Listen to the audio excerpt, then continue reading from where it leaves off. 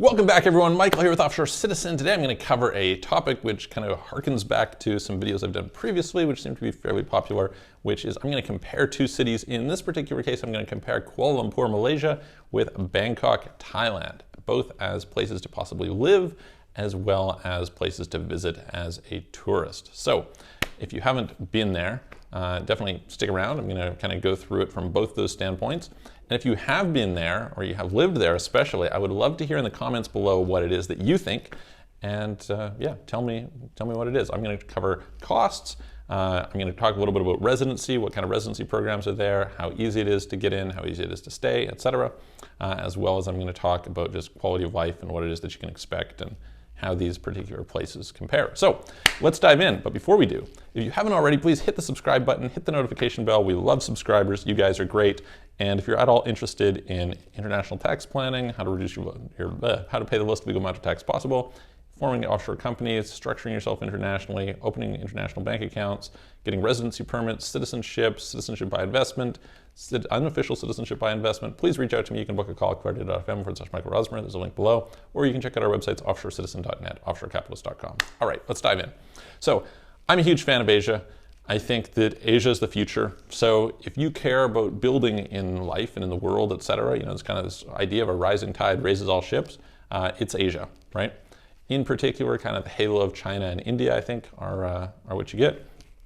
And but a lot of people, myself at least, probably don't really want to live in China or in India. So what is there to see? Now, I think increasingly these places have already become much more popular, but they're going to be more and more popular. And the reason is people can work from anywhere and the weather is good. So these two things make it fairly attractive. So if you're going to look at that, you have some places that I would say are like less developed, right? For example, like Philippines, Vietnam, I would say are less developed areas. And so for people who want places that are more developed, of course, you've got like Hong Kong, Singapore. Those are pretty expensive. And so you start to come to places like Kuala Lumpur and Bangkok. And there's an expression they say, do business in Singapore, live in KL, party in Bangkok. And well, we're going to talk about kind of what I think about that. So for those of you who haven't been there, Kuala Lumpur, capital of Malaysia, city of about 7.6 million people. Fantastic city. I love KL. I think I've mentioned in some previous videos, in my opinion, it is the best quality of life per dollar spent anywhere in the world. If you visit kind of the downtown KLCC area, it's more like Singapore than it is like somewhere else. It's super clean, it's super cosmopolitan, it's super organized, super modern. It's great. Now, if you go over to Bangkok, I have a love-hate relationship with Bangkok. Bangkok has a bunch of the things that are the best in the world, right? For example, the best cinemas in the world, Bangkok. The best grocery stores in the world, Bangkok. You can go and get a $10 massage. That's a great massage. You can go and get, tailoring done. You can, Bangkok offers so much. But then you step out onto the streets of Bangkok and it stinks really bad and it's polluted and it's chaotic. And maybe that's what you like, right? Some people like that stuff. Me, I would rather the little bit more, well-groomed, I guess you would call it, areas such as Kuala Lumpur. So let's start with costs.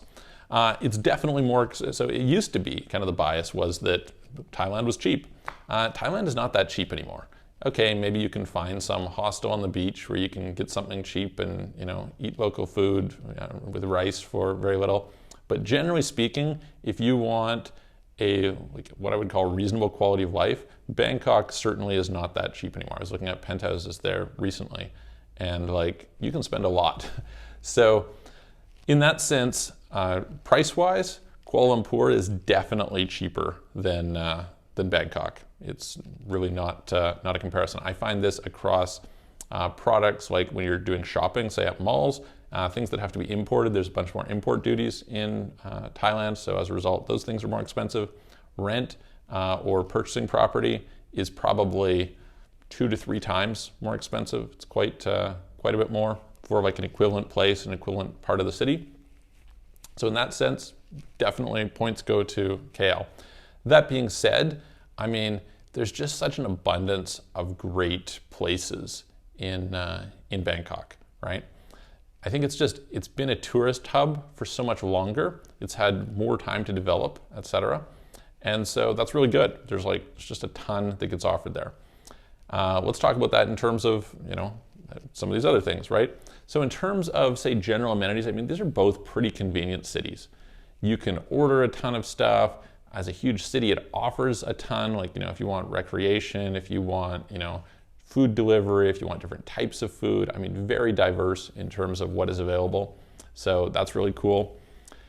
You can go to these malls, which are like some of the best malls in the world, like just fantastic. So to give you some idea, if you go to Terminal Mall in Bangkok, I mean, they have heated toilet seats in the public washrooms. What are we talking about here? This is amazing. Like, it's like this really cool mall. You can go to Paragon Mall, these are just like great malls, okay? If you go over to KL, there's also great malls, right? I would say not quite on the par though. Like if you compare KLCC, Surya Center, Pavilion with some of the big malls in Bangkok, in my opinion, the ones in Bangkok are somewhat better. Likewise, if we talk about grocery stores, I would say that in my experience, groceries are cheaper in Kuala Lumpur than they are in Bangkok.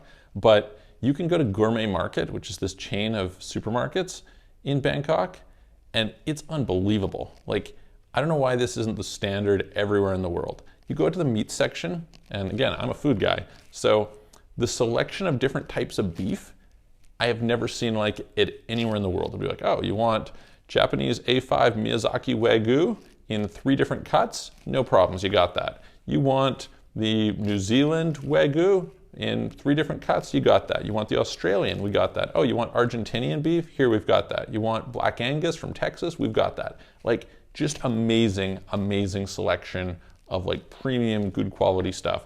They have like a little salad bar there, they've got a soup bar, and then they've got the coolest thing. They have this service called You Hunt, We Cook, where you can go and pick out your food and you bring it to them and they cook it for you. How amazing is this? This is the best, right? So in this regard, I mean, it's very tough to compete with Bangkok anywhere in the world. They rock it in that regard, okay? Fantastic, fantastic experience. On the flip side, KL is certainly not bad. Like, there's a lot of variety you can get there. You can definitely, like, there's some really nice kind of gourmet places like for getting groceries, and you can get high quality food, etc., but not at the same level that you can get in Bangkok. If you think about kind of the views, etc., I mean, the skylines of both are quite nice. I would give the edge slightly to Kuala Lumpur just because of the Petronas Towers. In my opinion, the skyline of KL is, for sure, I would put it in like the top 5 that I'm aware of, right? You've obviously got Hong Kong has an amazing skyline. I think Dubai has an amazing skyline. Shanghai, amazing skyline. KL. Maybe you can throw Doha in there. Possibly you can throw one of the other Chinese cities in there. You kind of get like, for that skyline thing, if that's what you like, I mean, it's very top notch, very amazing. Okay. Okay, what else can we talk about? Well, what about like entertainment, things to do? So I would say, like, you have I think it's 69% Muslim population in Malaysia, probably biased away from KL as compared to some of the other provinces. But that being said, it makes it more of like a family-oriented place. That's kind of my experience of it. Whereas Bangkok is like tourist debauchery, right? Obviously, it's very well known for the sex trade industry and all the stuff that goes on there, but it goes way, way beyond that in terms of what you can do. Like the party scene, the nightlife. The nightlife in Kuala Lumpur is pretty mediocre, is my experience. Like, okay, they have these big places, but it's just not nearly at the same level that you get in Bangkok. Bangkok's, not Las Vegas, it's not Ibiza or something like that, but you can get pretty good experience there. In KL, definitely a tier below. So from an entertainment standpoint, I would say the entertainment is better in Bangkok. So that's a factor for you. I think to me what this weighs out in and makes a difference in regard to, we could look at something like how well are they connected. I mean, both their airports are very well connected. One of the things that I love about both Malaysia and Thailand is, both Malaysia and Thailand is from the capital, you can go to the beaches like that, right? I mean, on the extreme, you can fly to Maldives, which is like heaven, it's total perfection in terms of beaches. But if you want, I mean, there's amazing beaches on the Malaysian coast. There's amazing beaches in Thailand. Then you can go up into the jungle. So your accessibility to these types of things is fantastic. It's really, really good. In terms of weather, if you look at, you can just pull up a graph of Kuala Lumpur's weather, and it's basically from 24 to 32 all year round. That's it. It never varies. That's just what it is all the time. Thailand is a little bit hotter. You can get higher peak heat. So in my opinion, the weather in KL is a little bit better than it is in Bangkok. Now that's a personal preference thing. Some people might prefer Thailand weather, but you know, that's for what it is worth, what I would say. Yeah, so my experience is this. I would say if you're a tourist, then there's more stuff to do in Bangkok than there is in Kuala Lumpur. Okay, so from that standpoint. What about visas? In Thailand, you can get this thing called the Thai Elite Visa. This is like the world's greatest visa. Basically, you just pay a fee. It works out to approximately $3,000 a year. So you can get like a 5-year visa for approximately $15,000, a little bit more than that. And they're talking about raising the price, I think I saw. Anyway, you can go and get this, and you can get it pretty easily. And this is like an amazing, so you can do up, I think the maximum is a 20-year visa that you can do for this thing. So it's like $60,000. They will give you free massages. They will give you expedited entry, like there's a VIP line to go in and out of customs at the airport. You can get picked up by a BMW with a driver and taken to and from the airport X number of times per year. You can get free access to a golf club. Like, it's amazing. This is like the premier version of visas, okay? It's fantastic. Now, the complaint that some people will have is they'll say, well, hang on, you're not really tax resident. By the way, it doesn't have a minimum stay requirement or something like that.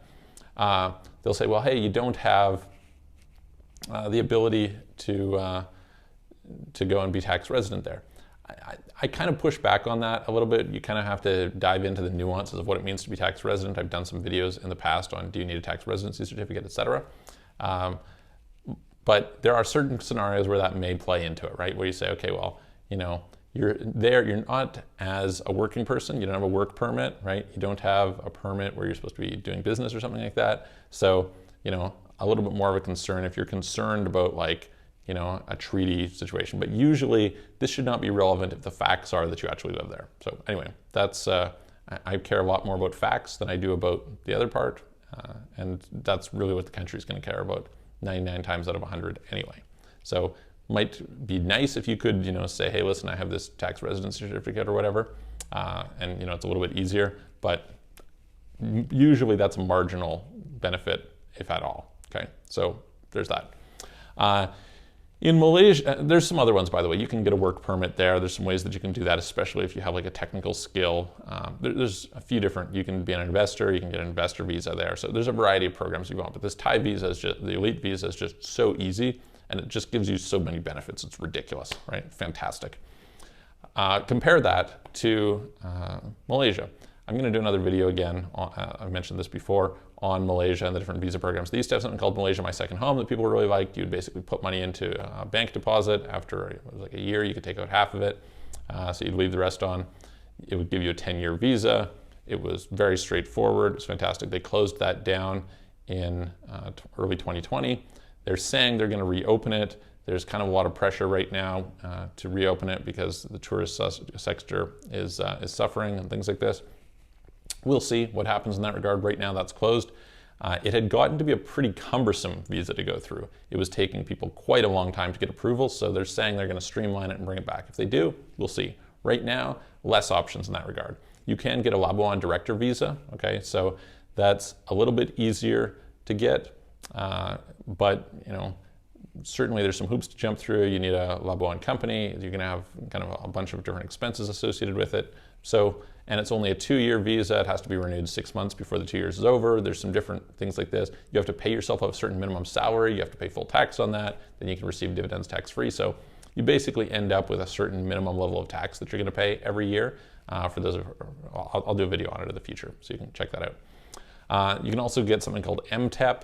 MTEP is Malaysia Tech Entrepreneur Program. It's another option. And there's a few other ones.